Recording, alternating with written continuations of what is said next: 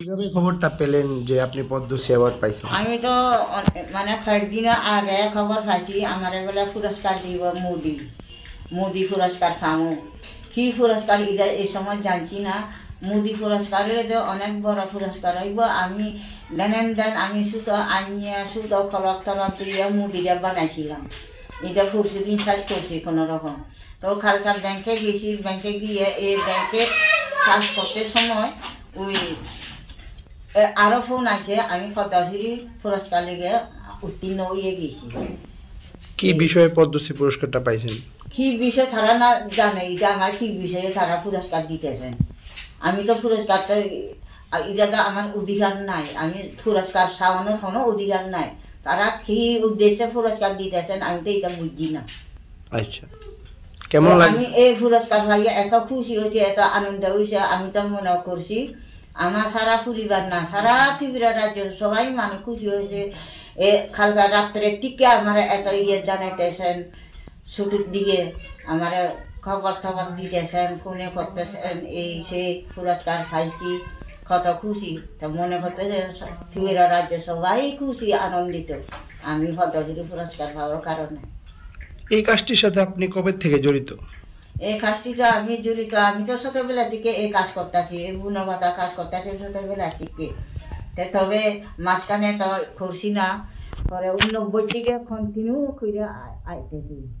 এই কারণে তো আমি ন্যাশনাল অ্যাওয়ার্ড খাইয়া তবু আমি মিনিস্টার স্যারে আমার চাকরি দান করার লিগে বলছেন, আমি করছি না, চাকরি বুঝান করছি না। আমি এই কাজ করার আমার অনেক মানে বড় ধরনের কাজ করার ইচ্ছা ছিল আমার এই বুনকাটা ব্যাপারে।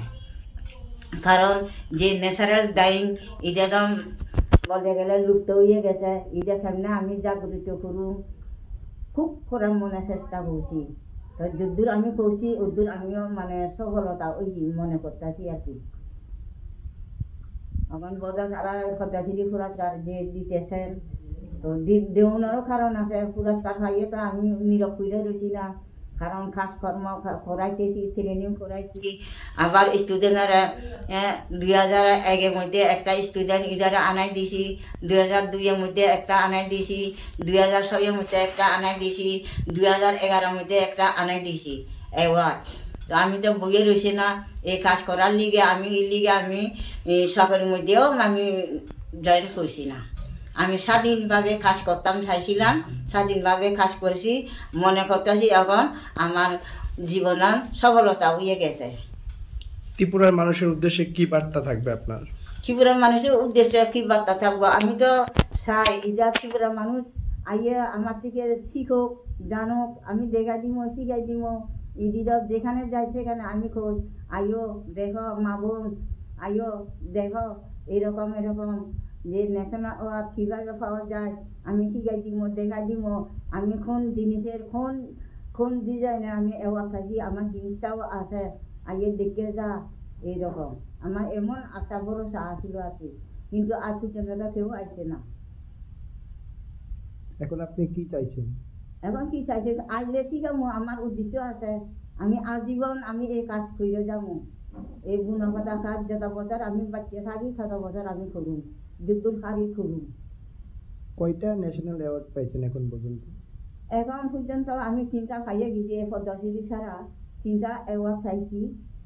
এটাও সব দিল্লি থেকে। একটা পাইছি ওই ন্যাশনাল অ্যাওয়ার্ডটা 2000-এ পাইছি, 2008 বোধহয় ওই কি জানির নাম অল ইন্ডিয়া ক্রাফট কাউন্সিল তরফ থেকে এটাও অ্যাওয়ার্ড। এই 18-র মধ্যে সানকবির অ্যাওয়ার্ড। ত্রিপুরা স্টেট থেকে কিছু পাইছেন অ্যাওয়ার্ড? ত্রিপুরা স্টেট থেকে পাইছি, যেটা বুঝলে গেছি। আচ্ছা, সম্বর্ধনা দিছেন আর কি। আচ্ছা। অনিল সরকার আমার সম্বর্ধনা দিছেন। সম্বর্ধনা তো অনেক পাইছি। ত্রিপুরা ইউনিভার্সিটি। আপনার নাম? আমার নাম স্মৃতিরেখা চাকমা। বাড়ি? বাড়ি আগত।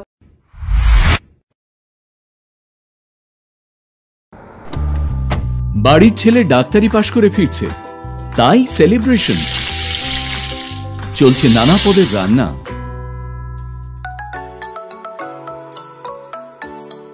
শেফদের পছন্দ সিস্টার মশলা, যা মডার্ন টেকনোলজি এবং স্বাস্থ্যসম্মত। টেস্টিও। ইনি ডক্টর না সিস্টার? সিস্টারের রান্না প্রতি পদে স্বাদের বাহার। মন চাই ফিরে ফিরে খেতে বারবার। সিস্টার, নিশ্চিন্তের প্রতীক।